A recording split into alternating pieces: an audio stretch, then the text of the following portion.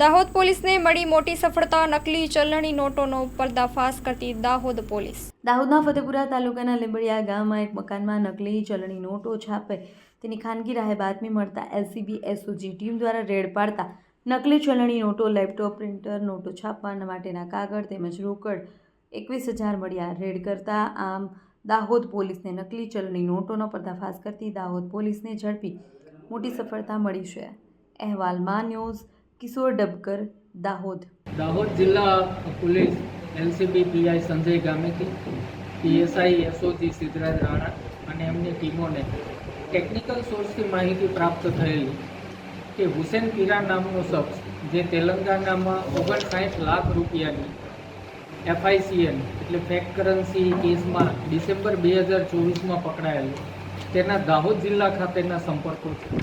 આ બાબત ઉપર ટેકનિકલ કામ કરતા ધ્યાનમાં આવ્યું કે હુસેન પીરા 2023ના 10મા મહિનાથી દાહોદ જિલ્લામાં આવતો જતો હતો, દાહોદના લોકોને મળતો હતો। મીનવાઇલ રાજસ્થાન પોલીસ દ્વારા જે કેસ દાખલ કરવામાં આવ્યો એ કેસમાં પણ સંલગ્ન લોકોના નામ ધ્યાન પર આવ્યા।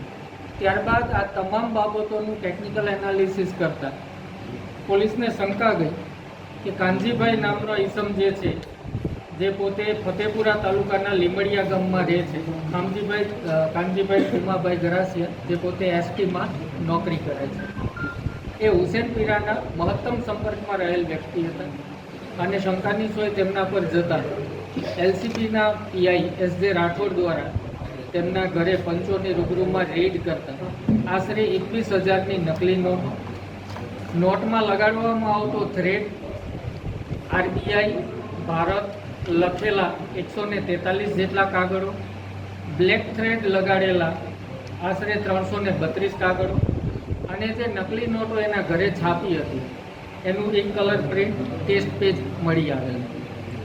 આ કાનજીભાઈ અને એમના પત્નીનાઓની ધરપકડ કર્યા બાદ તેમની પૂછપરછમાં એ ધ્યાનમાં આવ્યું કે 10મા મહિનામાં તેમને મુકેશ પંચાલ નામનો ઈસમ જે છે, સંજેલીના પેથાપુરનો વતની છે, શાકભાજીનું કામ કરે છે, એના દ્વારા તેઓ હુસેન પીરાના સંપર્કમાં આવેલા।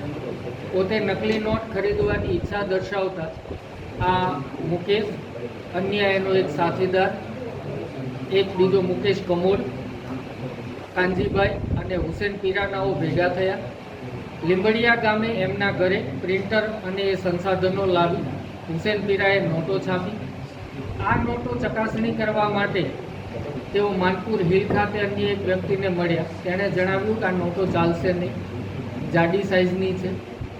ત્યારબાદ એણે ના પાડી કે આ નોટ નહીં ચાલે, એટલે હુસેન પીરાએ એની પાસેથી 80,000 રૂપિયા લીધા સારો કાગળ લેવા માટે અને ત્યારબાદ જતો રહેલો। આજથી 8 મહિના પહેલાં હુસેન પીરા જાફર નામના ઈસમ સાથે ફરી પાછો આવ્યો। ફરી પાછા આ લોકો ભેગા થયા અને એમણે નોટો છાપી। એ નોટો પૈકી આ 21,000ની નોટો પકડાઈ છે, આ કાગળો પકડાયા છે। પ્રિન્ટર 2 પ્રકારના આ લોકો યુઝ કરતા હતા અને થ્રેડ સેટ કરવા માટે ઇસ્ત્રીનો ઉપયોગ કરતા હતા। સ્પેશિયલ ક્વોલિટીના કાગળો આ લોકો લાવતા હતા। આ સમગ્ર કાવતરું જે છે આ 8 રાજ્યોમાં ચાલતું હતું: કેરલા, તેલંગાણા, આંધ્રપ્રદેશ, મધ્યપ્રદેશ, મહારાષ્ટ્ર, રાજસ્થાન, ઉત્તરાખંડ અને ગુજરાત। મોટાભાગે આ હુસેન પીરા અને એની ગેંગ આદિવાસી વિસ્તારોને, ગ્રામીણ વિસ્તારોને ટાર્ગેટ કરતી હતી। એટલું જ નહીં, એમાંથી જે સ્માર્ટ લાગે એને હૈદરાબાદ ખાતે લઈ જઈ એક મહિનાની બાકાયદા આ લોકો તાલીમ આપતા હતા, નકલી નોટો કેવી રીતે છાપવી। નકલી નોટ સારી ક્વોલિટીની મળે એના માટે આ લોકો PDF પ્રોવાઈડ કરતા હતા। એ ઉપરાંત હુસેન પીરા અને એના ટેકનિકલ સાથીદારો જે છે, રિમોટ એક્સેસથી એની ડેસ્ક એપ્લિકેશનના માધ્યમથી નોટો છાપવા માટે થઈ અલગ અલગ રાજ્યના લોકોને મદદરૂપ પણ થતા હતા। જે રાજસ્થાનના 2 યુવકો જે છે, સુખરામ અને કમલેશ, જે કમલેશ દાહોદ ખાતે ભાડે મકાનમાં રહેતો હતો, આ બંનેએ પણ હૈદરાબાદમાં 1 મહિના જેટલી તાલીમ લીધેલી છે અને ત્યાં પણ નોટો છાપેલી હોવાની હકીકત ધ્યાન પર આવેલી છે। હાલમાં 2 આરોપીઓ અશ્વિનીબેન અને એમના પતિ કાનજીભાઈ ગરાસિયાઓની ધરપકડ કરી લીધી છે। મુકેશભાઈ, રાકેશભાઈ અને વિષ્ણુ પંચાલ નાઓને પણ એલસીબી ટીમ દ્વારા પકડી લેવામાં આવેલા છે। હુસેન પીરા જે છે તેલંગાની જેલમાં ડિસેમ્બર 2024ના FICN કેસમાં બંધ છે. એની કસ્ટડી લેવા માટે દાહોદ પોલીસ તજવીજ કરશે. આ ઉપરાંત અન્ય કેટલા લોકોએ આ નોટો લીધી છે, ક્યાં ક્યાં ચલણમાં વાપરી છે અને કેટલા લોકો આ સમગ્ર કાવતરામાં સામેલ છે તે બાબતમાં દાહોદ પોલીસ તપાસ કરી રહી છે. આ કાવતરું 8 સ્ટેટમાં ચાલતું હોય અને ક્વોલિટી અને તાલીમ વ્યવસ્થા, રિમોટ એક્સેસ આ રીતે ઓર્ગેનાઇઝડ વેમાં ચાલતું હોય, આ દેશની અર્થવ્યવસ્થાને ખોરવી નાખવા માટે એક મોટું કાવતરું ગણી શકાય.